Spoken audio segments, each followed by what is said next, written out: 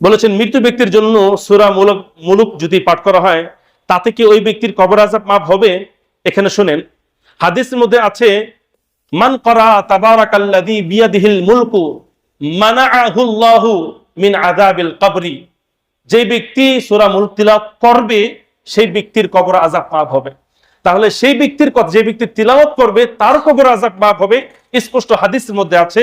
তবে কেউ যদি অন্যের জন্য সূরা মুলক তিলাওয়াত করে তাহলে এই সবটা তার কবরের মধ্যে যদি পৌঁছায় তাহলে হতে পারে এই সবের উসিলা আল্লাহ তাআলা কবর আযাব মাফ করতে পারেন, কিন্তু শিওর বলা যাবে না। আপনি যে কোনো আমেল, দোয়া, সদকা, নামাজ, হজ, যাকাত, ফিতরা, এগুলোর সব আপনি মৃত ব্যক্তির ইসালে সব করতে পারবেন, কিন্তু এইগুলোর মাধ্যমে যে কবর আযাব মাফ হবে নিশ্চিতভাবে বলা যাবে না। তবে আশা করা যায় কেউ যদি মৃত ব্যক্তির জন্য সূরা মুলক তিলাওয়াত করে এটার সব যদি ইসালে সব করে আল্লাহ তাআলা হয়তো এই উসিলা তাকে মাফ করে দিতে পারেন। ওমা তাওফিক ইল্লা বিল্লাহ।